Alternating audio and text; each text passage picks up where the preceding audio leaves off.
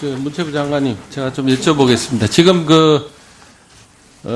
블랙리스트 관련해서 우리 장관께 대해서 언론 국조특위 정인으로부터 국회에서 국회의원들까지 제기하고 있는 의혹이 지금 크게 두 가지입니다. 하나가 정무수석 당시 블랙리스트가 작성되고 문체부에 전달되는 것을 알았거나 관여했을 거다 하는 것, 그런 거고, 또 하나는 이제 우리 조윤선 장관께서 최순실을 알고 있을 거다 하는 이런 겁니다.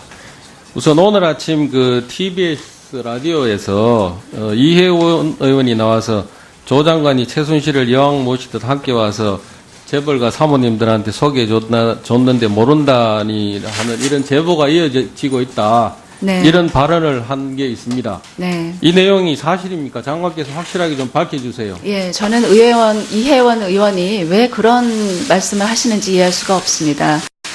특히 그 제보한 사람이 어떤 사람인지 구체적으로 밝혀주셨으면 합니다. 저는 최순실이라는 사람을 알지도 못하고 한 번도 이야기해 본 적도 없습니다. 그럼에도 불구하고 저에 대해서 그렇게 근거 없이 음해하고 하는 내용에 대해서는 저는 사실은 이 정부에서 중요한 직책에서 일을 했기 때문에 이러한 이 여러 가지 문제에 대해서는 제가 웬만한 것은 다 견뎌야 되는 것이 제 몫이라고 생각했기 때문에 지금까지 이렇게 있었습니다만, 오늘 아침에 그 발언과 같은 발언에 대해서는 더 이상 묵과할 수 없어서 오늘 법적인 조치를 취했고 아마 고소장이 접수가 됐을 것으로 알고 있습니다. 결단코 사실이 아니라는 말씀이네요. 저에게 1000번, 10,000번을 여쭤보셔도 제 대답은 같습니다. 결단코 사실이 아닙니다. 네. 그 다음에 지난 11월 8일자 한겨레 신문에서 문체부 전직 당국자, 누군지 제가 모르겠습니다만, 우리 조윤선 정무수석이 블랙리스트 작성을 주도했다는 사실을 확인했다고 이제 보도가 된 바가 있습니다.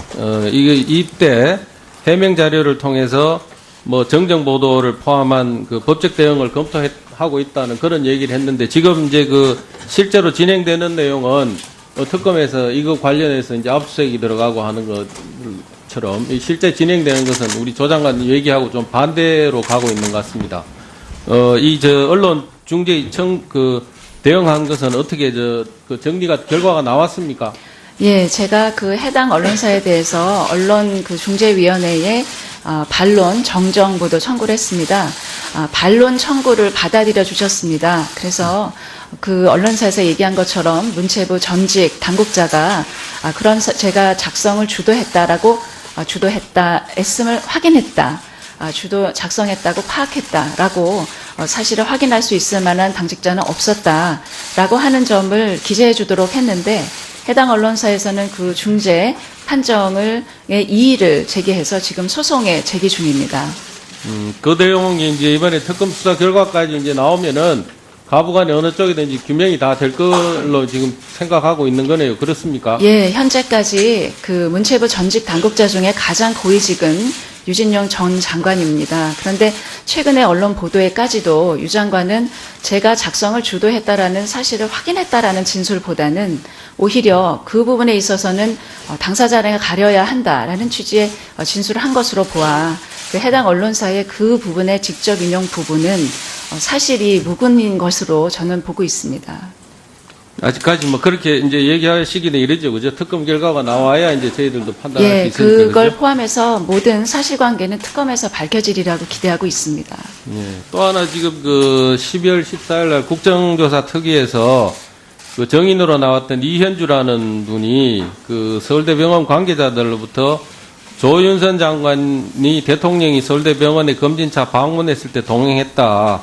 이현주 정인 본인을 VIP 중동 사업에 나쁜 일을 하는 사람들이라고 모함했다는 얘기를 들었다고 이렇게 발언한 게 있습니다. 네. 이 발언 내용에 대해서 본인 입장을 한번 명확하게 설명을 좀 해주시죠. 예, 제가 국회에서 여러 번 질문에 답변 드린 것처럼 저는 대통령님의 사적인 그런 이 행사에 동행하거나 수행한 적이 없습니다. 물론 서울대 병원에도 동행한 적이 없습니다. 제가 정무수석 당시에도.